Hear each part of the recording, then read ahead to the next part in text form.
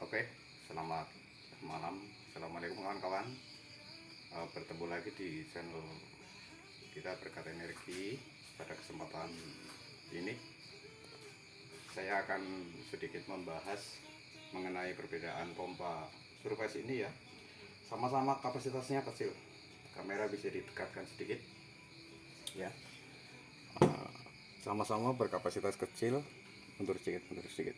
Sama-sama di 300 wattan ya. Jadi sama-sama di 300 wattan. Perbedaannya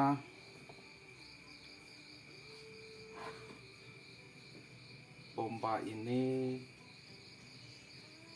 masih bracet ya, atau pompa masih menggunakan arang, dan ini sistemnya masih menggunakan arang untuk starternya dan juga tanpa controller model ini. Kalau bobot sih saya rasa sih hampir sama ya, bobotnya hampir sama, tapi kalau jadi perbedaan yang paling signifikan itu satu, motornya ini yang hitam ini sudah brushless, dan kemudian sudah ada controller di dalamnya. Saya akan buka ya, bisa didekatkan sedikit.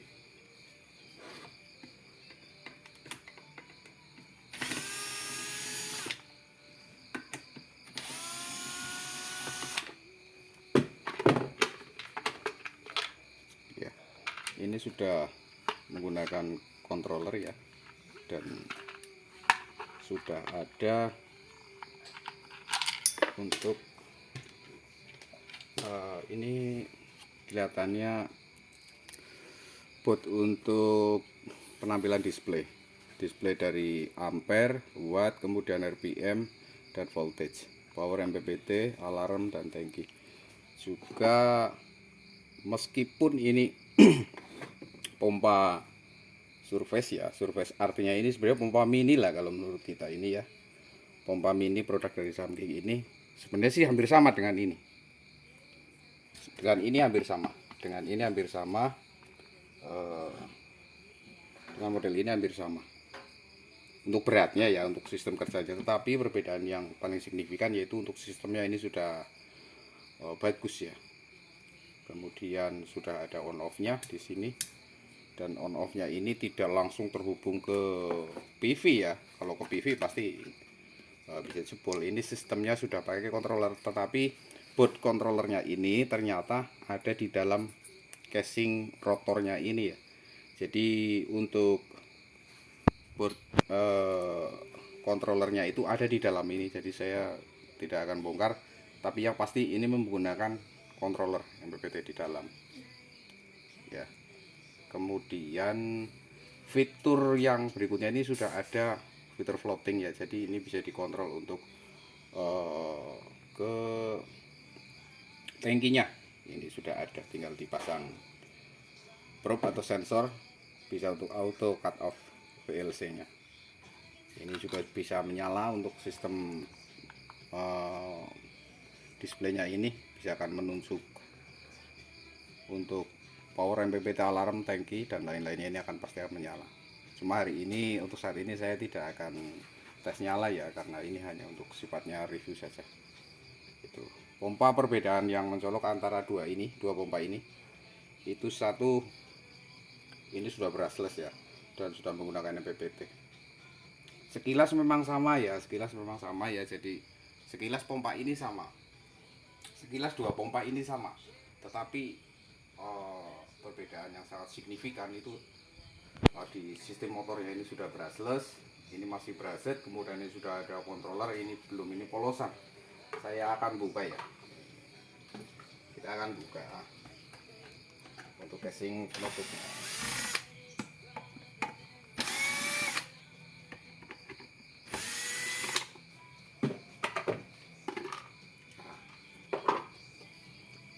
Jadi lihat kawan-kawan, ini polos, tidak ada apa-apanya. Untuk penutup covernya ini, covernya dibuka pun ini polos, nggak ada apa-apanya, nggak ada isinya apa-apa, hanya motor, dan ini menggunakan arang press ya. Ini saya sudah dulu juga sering bongkar. Jadi pompa ini atau pompa-pompa Brassett ini yang harga di Indonesia ini kisaran di sekarang ya, untuk harga sekarang, tapi itu di 500-an ini sebenarnya kurang cocok untuk pekerjaan yang sifatnya apa ya, jadi kontinuitas.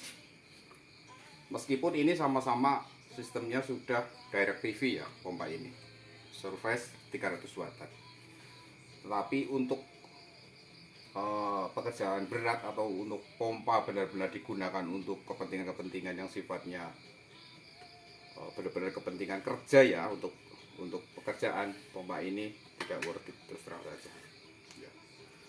Satu, kemampuan motornya rendah. Kemudian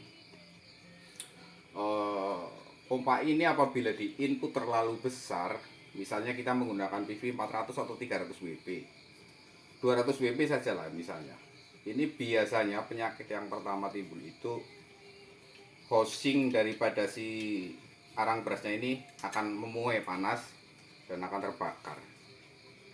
Itu biasanya. Kalau hanya habis di arang berasnya sih saya rasa gampang nyarinya ya, bisa ngakali. Tapi kalau sudah housingnya atau dudukan bristolnya itu terbakar yang di dalam sini, ini sudah susah sekali lah untuk ngakali ya. Memang sih tentu saja ya harganya juga memang murah ya, mungkin ya juga itu sih, kita mesti realistis. Tapi sekali lagi, pompa ini kalau menurutku sih lebih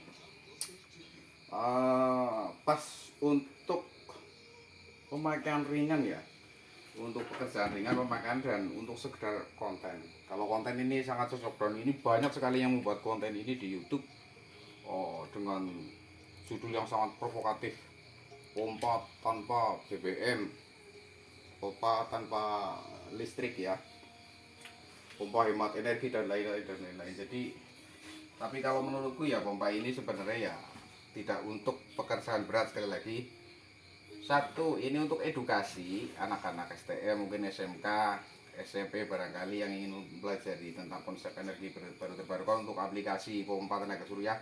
Pompa ini worth it saya rasa. Satu, murah, jadi kalau untuk pengadaan istilahnya untuk praktikum itu tidak membutuhkan budget besar. Itu pompa ini ya. Kawan-kawan yang sudah pada bermain di bidang PLTS itu sudah sangat hafal lah model pompa ini. Nah, kemudian kita beralih ke pompa berikutnya. Ini produk dari Samking ya.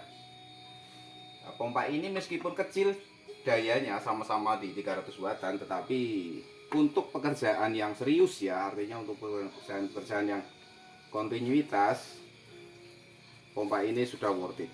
Satu, sudah brushless, tidak membutuhkan arang brush lagi ya, jadi kita tidak perlu mengganti arang brushnya.